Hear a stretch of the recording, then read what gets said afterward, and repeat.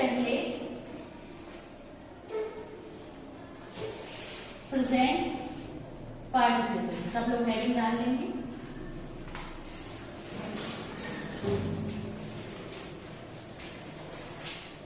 Present participle, present participle हमने कल आपको बताया था, जब आप पार्टिसिपल पढ़ते हैं तो पार्टिसिपल में वर्ब में जो क्रिया होती, क्रिया को हम कैसे पहचानेंगे कि ये पार्टिसिपल है, तो मोस्टली उसके पीछे आता है हुए, हुई, हुआ, या कर या करके। ठीक है, ये उसकी पहचान होती है। जैसे कि मैंने रास्ते में भिखारी बैठा हुआ देखा, तो मैंने देखा क्रिया है, लेकिन कैसा देखा, बैठा हुआ, है ना। तो अब हुआ जो है वो पार्टिसिपल है।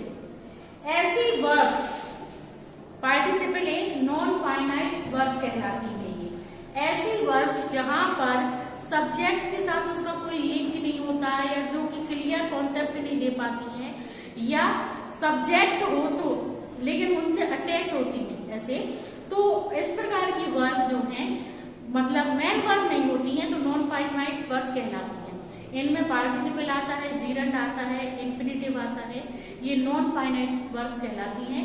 और वर्बियल नाउन आते हैं।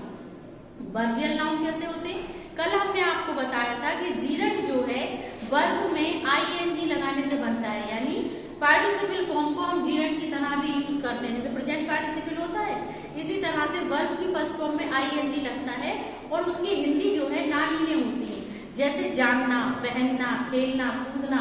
तो ये क्या होगा, वर्ब में आईएनजी लगाने से बनेगा।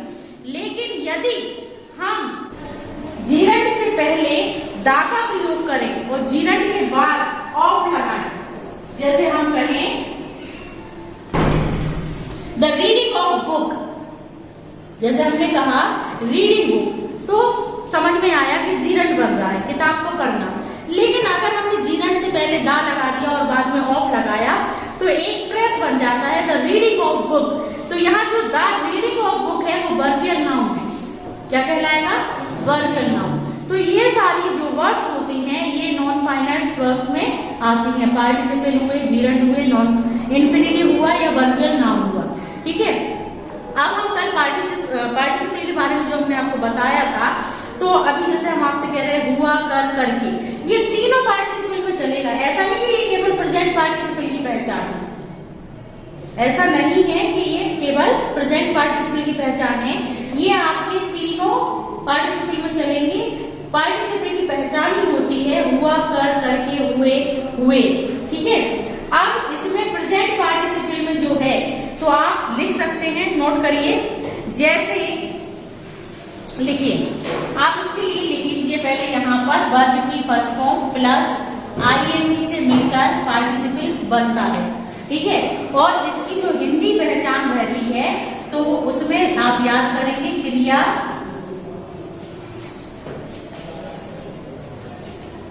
के अंत में हुआ, कर या करके, ये वर्ड आते हैं। ठीक है, अब लिखिए कैसे आप जानेंगे कि प्रेजेंट पार्टिसिपल है या परफेक्ट पार्टिसिपल है या पास्ट पार्टिसिपल है। प्रेजेंट पार्टिसिपल और परफेक्ट पार्टिसिपल में एक कॉमन बात होती है, वो क्या होती है, दोनों में कार्य साथ साथ होता है। ठीक है, प्रेजेंट पार्टिसिपल में भी कार्य साथ साथ होते हैं, दो कार्य एक साथ, और परफेक्ट पार्टिसिपल में भी दो कार्य एक साथ होते हैं। लेकिन अंतर क्या होता है, जो प्रेजेंट पार्टिसिपल होता है उसमें दो कार्य एक साथ चलेंगे, लेकिन परफेक्ट पार्टिसिपल में थोड़ा सा गैप होता है। परफेक्ट पार्टिसिपल में हल्का सा गैप होता है, एक काम को फटाक से करने के बाद दूसरा स्टार्ट हो जाता है, एक क्षणिक मूवमेंट जो है बीच में रोका हुआ होता है। ठीक है, पहली चीज। पर जो आपका प्रेजेंट पार्टिसिपल होता है उसमें एक ही कर्ता होता है, एक कर्ता ही दोनों कार्य को कर रहा होता है।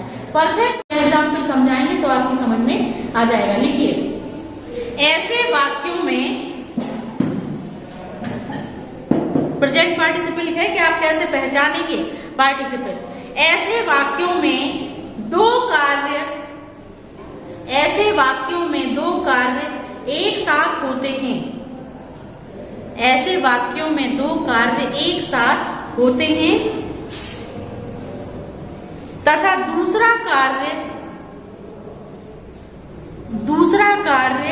पहले कार्य का परिणाम होता है। दूसरा कार्य पहले कार्य का परिणाम होता है। That means to say कि second one is the result of first one. Second one is the result of first one. जो दूसरा है, दूसरा वाला पहले कार्य का रिजल्ट है। जैसे मैं कहूं, मैंने सांप देखा, मैं भाग गया, तो दो कार्य किए, ठीक है, एक सांप देखने का, दूसरा भागने का। किसने किए? मैंने किए। करता दोनों कामों में कौन कर रहा है? एक ही है। एक ने ही सांप देखा और एक ही भागा। जिसने सांप देखा वही भागा, तो करता एक ही हो गया, दो कार्य हुए। अब इसको जोड़ना है, इसको जोड़ना है। तो हमने कल आपको बताया था कि सिंपल सेंटेंस को हम इस तरह बनाते हैं कि सिंपल सेंटेंस में एक ही करता हो और एक ही फाइनाइट वर्ब हो, यानी मेन वर्ब एक ही हो। मेन वर्ब आपको एक रखना है, दूसरी वर्ब्स को आप किसी और रूप में बदल देंगे। सेंटेंसेस बनाने का मतलब ही ये है, सेंटेंसेस का मतलब है कंबाइन करना, सेंटेंस को जोड़ना। लेकिन सेंटेंस को इस प्रकार जोड़ना है कि उसमें मेन वर्ब एक हो और जो दूसरी वर्ब्स हैं उनको किसी और रूप में चेंज कर दिया जाए। चाहे उनको जीरंड बना दिया जाए, इन्फिनिटिव बना दिया जाए, पार्टिसिपल बना दिया जाए, नॉमिनेटिव एब्सोल्यूट बना दिया जाए, फ्रेश बना दिया जाए, ठीक है। तो वो चीज आप धीरे धीरे सीखेंगे, लेकिन मेन वर्ब एक ही होना है। तो आप एग्जाम्पल लिखिए। अभी आपको समझ में आ गया प्रेजेंट पार्टिसिपल में क्या होता है? कर्ता एक ही होता है और दो कार्य एक साथ साथ होते हैं, ठीक है। एग्जाम्पल लिखिए, आई सा ए लाइन। एग्जाम्पल देखिए, आई सा ए लाइन। दूसरा सेंटेंस है आई रैन अभी। यहां देखिए, ये जो कॉन्सेप्ट यहां आ रहा है इस कैमरे में, वहां कर करके दिखाई दे रहा, पूरा क्लियर आ रहा है? हाँ, देखिए, तो आई सा ए लाइन, मैंने देखा सेब, मैं भाग गया, ठीक है। तो यहाँ जो हमारी पहली वर्ब है, इसको ही हमें पार्टिसिपल बनाना है, प्रेजेंट पार्टिसिपल। और प्रेजेंट पार्टिसिपल कैसे बनता है? वर्ब की फर्स्ट फॉर्म में आईएनजी लगा कर, ठीक है। तो यहाँ सेकंड फॉर्म हो, थर्ड फॉर्म हो, कुछ भी हो, आपको किस में बदलना है? पार्टिसिपल फॉर्म में बदलना है। प्रेजेंट पार्टिसिपल को क्या बोलते हैं? Participle form. क्रिया की फर्स्ट फॉर्म में आईएनजी, पार्टिसिपल फॉर्म में बदलना है। तो आप क्या करेंगे इसको? सीइंग, अ लाइन, कॉमा लगा के, आई रैन अवे। अब यहां सीइंग का मतलब क्या हो गया? देख करके, देख करके, देखते हुए या देखकर। देखकर, अलाइन, एक शेर देखकर, पीछे से इसका अर्थ लगाएंगे, एक शेर देखकर आई रैन अवे, मैं भाग गया, ठीक है। अगर शेर की जगह स्नेक होता तो भी क्या होता? Seeing a snake I ran away. शेर देखकर मैं भाग गया, चीता देख के मैं भाग गया, सांप देख के मैं भाग गया, किसी डरावने व्यक्ति को देखकर मैं भाग गया, हॉरिबल मैन या जो भी कुछ आप लगाए, जो भी सेंस आएगा। तो लेकिन जब पार्टिसिपल फॉर्म होती है तो उसकी हिंदी क्या हो जाती है? कर, करके या हुए, जो हमने ब्रैकेट में लिखा है, ठीक है। अगला एग्जाम्पल लिखिए, ही वॉच्ड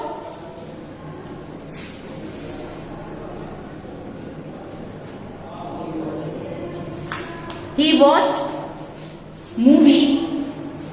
अगला एग्जाम्पल है देखने वाला, वॉच्ड। ही वॉच्ड मूवी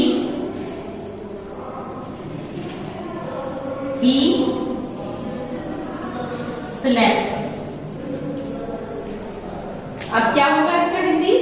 ही वॉच्ड मूवी, वह मूवी देखते हुए या मूवी, उसने मूवी देखी, ठीक है। ही वॉच्ड मूवी, उसने मूवी देखी। ही स्लेप्ट, वह सो गया, ठीक है। उसने मूवी देखी और वह सो गया। अब हम इस वॉच्ड को काय में बदल देंगे? वॉचिंग में, ठीक है। तो watching movie, he slept, movie देखते हुए वह सो गया या मूवी देखकर वह सो गया। ये पढ़ने वाले के सेंस पे डिपेंड करता है कि वो हुए लगाएगा इसका अर्थ या करके लगाएगा या कर लगाएगा, ठीक है। लेकिन आपका ये जो पार्टिसिपल बनाने का, जो प्रेजेंट पार्टिसिपल बनाने का, जोड़ने का जो सिंपल सेंटेंस में चेंज करने का जो तरीका है वो यही है कि आपको पहले सेंटेंस की वर्ब को पार्टिसिपल में बदलना है, ठीक है। कभी कभार हम ऑब्जेक्ट के बाद वाली वर्ब को भी बदल देते हैं, लेकिन यहाँ पर हम किसको बदलेंगे? पहले, क्योंकि यहाँ पर हमें ये ध्यान देना है पहला काम कौन सा हुआ। जो काम पहले हुआ है उसकी वर्ब को हमें पार्टिसिपल में बदलना है। अब जैसे पहले उसने शेर देखा कि पहले भागने शुरू कर दिया? पहला काम देखना था तो हमने सीन कर दिया। यहाँ उसने पहले मूवी देखी कि पहले सो गया? मूवी देखी। तो यहाँ पर मूवी देखी इसलिए हमने वॉच्ड को वॉचिंग कर दिया। यानी जो काम पहले हुआ है उस काम को या उसी वर्ब को हमें पार्टिसिपल में चेंज करना है। Is that clear? Okay, thank you. Note down. Past participle ये बनता है वर्ब की थर्ड फॉर्म से, ठीक है। ये क्लियर हो गया? वर्ब की थर्ड फॉर्म जो होती है पास्ट पार्टिसिपल, वो किसका काम करती है? एडजेक्टिव का।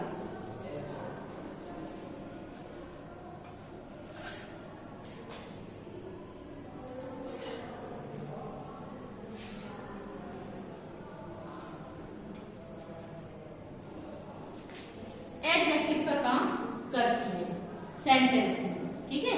जो वर्ब की थर्ड फॉर्म होती है वो एडजेक्टिव का काम करती है। जैसे मैं कहूं I saw a tired man, ठीक है।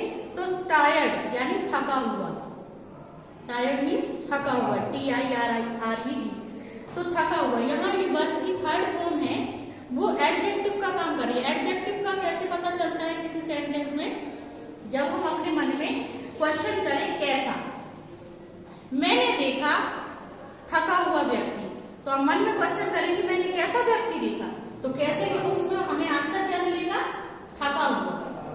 कैसे के उसमें हमें आंसर क्या मिलेगा? थका हुआ। तो थका हुआ जो टायर्ड वर्ड है, थका हुआ, वो एडजेक्टिव का काम कर रहा है। तो जो पास्ट पार्टिसिपल होता है वो वर्ब की थर्ड फॉर्म से बनता है और वो किसका काम करता है? एडजेक्टिव का काम करता है। अब इसको पहचानने के लिए इतनी पहचान काफी है, समझ जाओगे एडजेक्टिव का कि लिखवाएं? यही लिखवाएंगे कि जो पास्ट पार्टिसिपल है वो सेंटेंस में एडजेक्टिव का काम करता है और वर्ब की थर्ड फॉर्म से बनता है। अब वो हमने ऐसे भी लिख लिया, याद तो रहेगा। अब इसके एग्जाम्पल लिखो। एग्जाम्पल क्या है? आई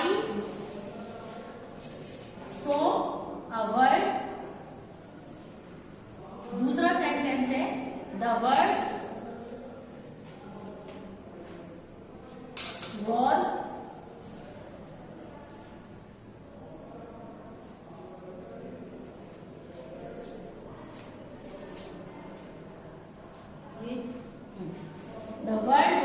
wounded, ठीक है। मैंने एक पक्षी देखा, पक्षी घायल था। wounded मीन्स घायल, ठीक है। अब हमें इसमें क्या करना है? अगर हम ये कहें मैंने एक पक्षी देखा, हिंदी में समझिए, मैंने एक पक्षी देखा, पक्षी घायल था। अब इन दोनों सेंटेंस को आप जब मिला के बोलेंगे तो क्या बोलेंगे? सीधा मैंने एक घायल पक्षी देखा। एक साथ बोलेंगे तो यही बोलेंगे ना, मैंने एक घायल पक्षी देखा। तो मैंने देखा, तो आप इसको जब बनाएंगे तो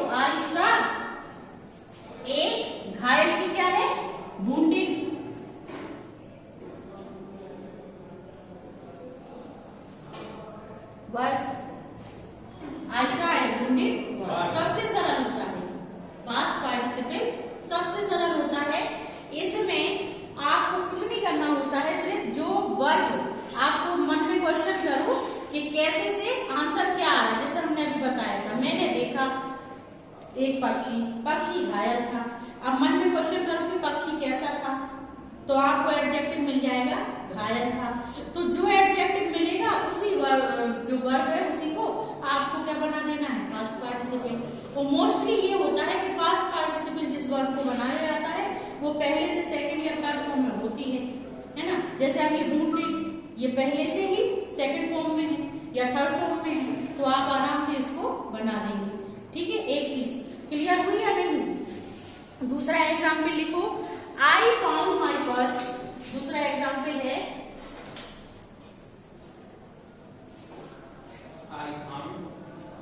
I found my purse, it was lost. ठीक है, अब देखिए क्या है हमारा दूसरा एग्जाम्पल, मैंने पाया, फाइंड की सेकंड फॉर्म है फाउंड। मैंने पाया मेरा पर्स, माई पर्स यानी मेरा पर्स, मुझे मेरा पर्स मिल गया। इट वॉज लॉस्ट, ये खोया हुआ था। आगे समझ में, तो सीधा जैसे वो बना था क्या बनाएंगे, I found my lost purse. Very good, excellent. जब ऐसे बच्चे आंसर देते हैं तो पता चलता है कि उनकी समझ में आ रहा है और पहले से आता होगा। इंटेलिजेंट तुम ही थे ना जो आंसर दे रहे थे?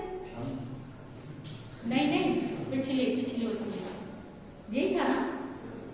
इंटेलिजेंट चलो ध्यान से सुनता है, मुझे नहीं आता है तो बता देता है। चलो अब नेक्स्ट है परफेक्ट पार्टिसिपल। लेकिन एक चीज और, इसमें हमें कॉन्सेप्ट में एक चीज और बताना है कि आप लोग हमेशा ये ध्यान रखिए, यहाँ पर आपने देखा है वर्ब की थर्ड फॉर्म, यहाँ भी आपने देखा है दोनों वाज के साथ आई है।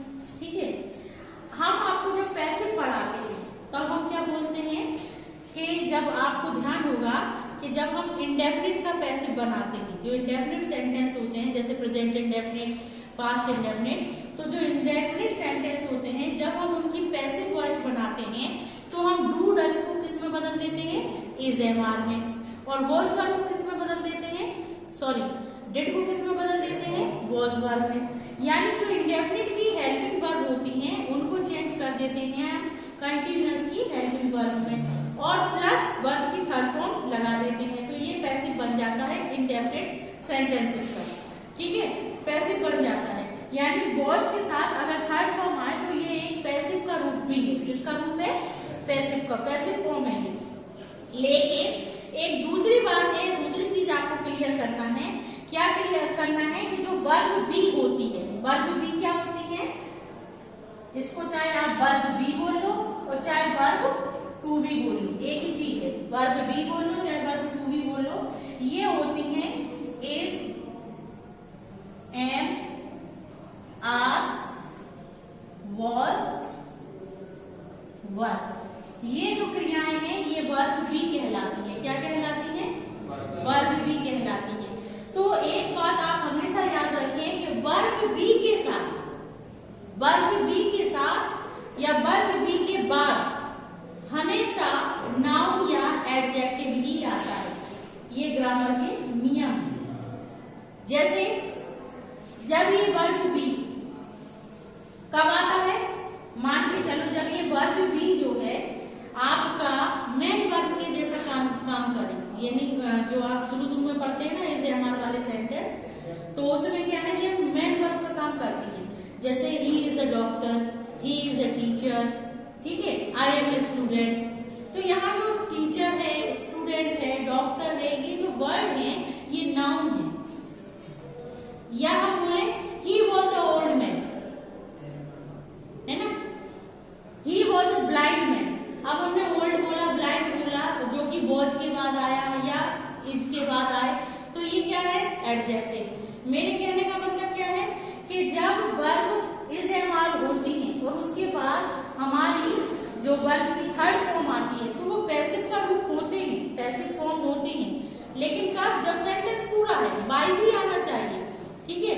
लेकिन यदि अगर वो इस तरह से लिखे हैं तो ये पैसिव फॉर्म तो है, लेकिन ये जो थर्ड फॉर्म है ये किसका काम कर रही है, एडजेक्टिव का काम कर रही है। किसका काम कर रही है, एडजेक्टिव का, क्योंकि नियम के अनुसार वर्ब बी के हमेशा कोई नाउन आता है या एडजेक्टिव आता है। तो अगर हम इन्हें पैसिव फॉर्म में भी यूज कर लेते हैं इस तरह से, वॉज प्लस वर्ब की थर्ड फॉर्म, लेकिन यहाँ वॉज क्या कर रही है, मेन वर्ब का काम कर रही है, हेल्पिंग वर्ब का काम नहीं कर रही है। किसका काम कर रही है, मेन वर्ब का। यदि ये हेल्पिंग वर्ब का काम करती, यदि ये वॉज हेल्पिंग वर्ब का काम करती तो दिस वर्ब क्या हो जाती, पैसिव फॉर्म। यहाँ पर ये हम इसको किस में देखते थे, पैसिव फॉर्म में देखते। अगर ये किसका काम करती, हेल्पिंग वर्ब का, लेकिन यहाँ पर ये किसका काम कर रही है, मेन वर्ब का। तो जब वर्ब बी, कहने का मतलब क्या, ये नियम हमने क्यों लिखाया, जब वर्ब बी या verb to be main verb की तरह काम करे तो उसके बाद वाला जो भी पार्ट आता है वो या तो नाउन होता है या एडजेक्टिव होता है। तो ये भले वर्ब है लेकिन किसका काम कर रहे हैं, एडजेक्टिव का। और पास्ट पार्टिसिपल में ये मतलब निश्चित है कि पास्ट पार्टिसिपल में जो हमारी वर्ब की थर्ड फॉर्म की तरह यूज होता है वो हमेशा क्या होता है, एज ए एडजेक्टिव ही यूज होता है मोस्टली। आप कोई भी सेंटेंस उठा लें, अगर वो पास्ट पार्टिसिपल है तो वो हमेशा एडजेक्टिव की तरह ही यूज होता है। ठीक है, इतना क्लियर हो गया। ओके, देखिए परफेक्ट पार्टिसिपल, परफेक्ट पार्टिसिपल जो है वो हैविंग प्लस वर्ब की थर्ड फॉर्म से मिलकर बनता है। ठीक है, और जैसा कि हमने अभी आपको एज यूजुअल पहले भी बताया है कि परफेक्ट पार्टिसिपल और प्रेजेंट पार्टिसिपल में बहुत कम लोग पहचान पाते हैं कि ये परफेक्ट पार्टिसिपल है या प्रेजेंट पार्टिसिपल है। सेंटेंस उनको सेम लगती है, लेकिन तुम्हें सिर्फ कितनी बातों पे ध्यान देना है, दो बातों पे। एक अंतर क्या है कि जो आपका प्रेजेंट पार्टिसिपल है उसमें कार्य जो है एक साथ साथ होंगे, मतलब दो कार्य साथ साथ होंगे, लेकिन कर्ता क्या होगा, एक ही होगा। और जो परफेक्ट पार्टिसिपल है उसमें दो कार्य गैपिंग से होंगे, थोड़ा सा बीच में क्या होगा, गैप होगा। एक कार्य होने के समाप्त होने के बाद हल्का सा गैप होगा, फिर दूसरा कार्य होगा। लेकिन इसको पहचानने के लिए जल्दी लिखिए, जब एक कार्य पूर्ण रूप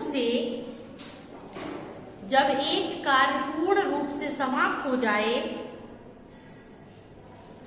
जब एक कार्य पूर्ण रूप से समाप्त हो जाए तब दूसरा उसके बाद दूसरा कार्य लिख लेना, दूसरा कार्य उसके बाद प्रारंभ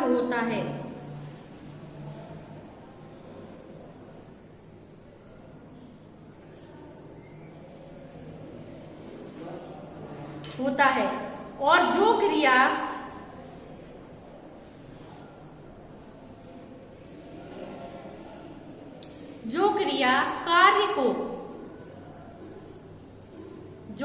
कार्य को पहले समाप्त होना दिखाती है, जो क्रिया कार्य को पहले समाप्त होना दिखाती है उसे हम परफेक्ट पार्टिसिपल में बदलते हैं, उसे हम परफेक्ट पार्टिसिपल में बदलते हैं।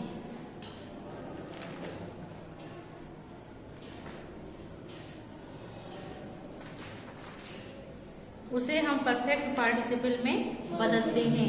ठीक है, तो यानी कार्य में क्षणिक गैप होता है, पहले एक काम समाप्त होता है फिर दूसरा उसके बाद होता है, लेकिन हम परफेक्ट पार्टिसिपल में किसे बदलते हैं, जो क्रिया पहले काम को समाप्त कर लेती है।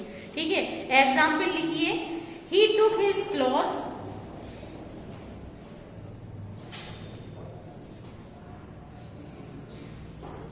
he took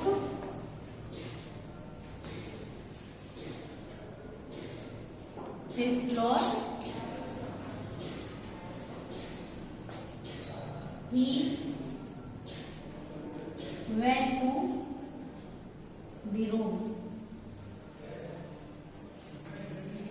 He took his clothes, he went to the room. उसने अपने कपड़े लिए, वह कमरे में चला गया। अब हिंदी भी वैसे ही आएगी कि अपने कपड़े लेकर वह कमरे में चला गया, या अपने कपड़े लेते हुए वह कमरे में चला गया। तो पहला काम कौन सा होगा, कपड़े लेने का या कमरे में जाने का। कौन सा हुआ? कपड़े लेने का हुआ। तो बिल्कुल प्रेजेंट पार्टिसिपल जैसा, जैसे जो काम पहले हो रहा उसी को हम प्रेजेंट में हो जाते, ऐसे ही परफेक्ट में जो कार्य पहले हो रहा उसको हम परफेक्ट पार्टिसिपल में बदल देंगे। ठीक है, तो यहाँ पर having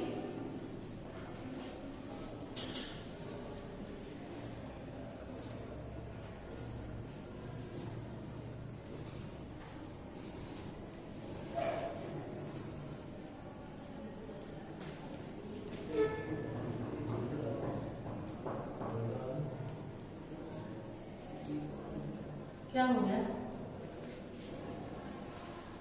Having taken his cloth, he went to the room. ठीक है, इसके बाद अगला लिखो, she completed her work. हाँ,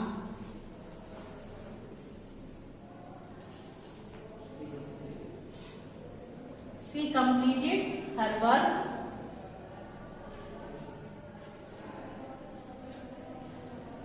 She went to home. क्या है? जो she completed work, हर लगाना।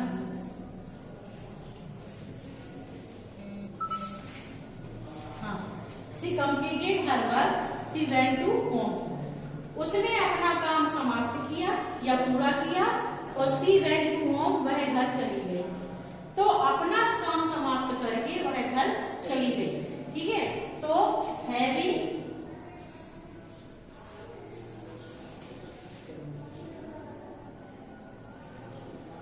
completed her work, she went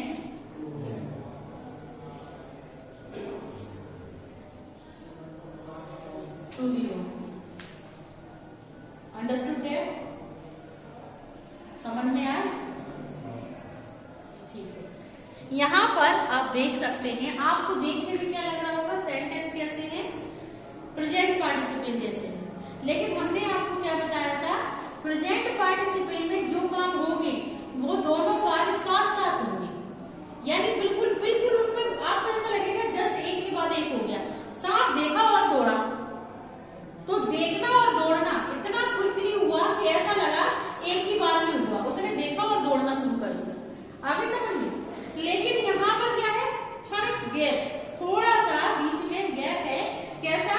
He took his cloth, उसने अपने कपड़े लिए, उसके बाद वो कपड़े में गया। ठीक है, यहाँ पर उसने अपना काम कंप्लीट किया, उसके बाद वो घर गई। तो कंप्लीट करने के बाद घर जाने तक बीच में क्या है? गैप है। कपड़े उठाकर कमरे तक जाने पर गैप है, क्योंकि कपड़े उठाए समय लगा या नहीं लगा? तो कॉन्सेप्ट क्लियर हुआ। इसके बाद आगे का कल पढ़ाएंगे। सब्सक्राइब माय चैनल और क्लिक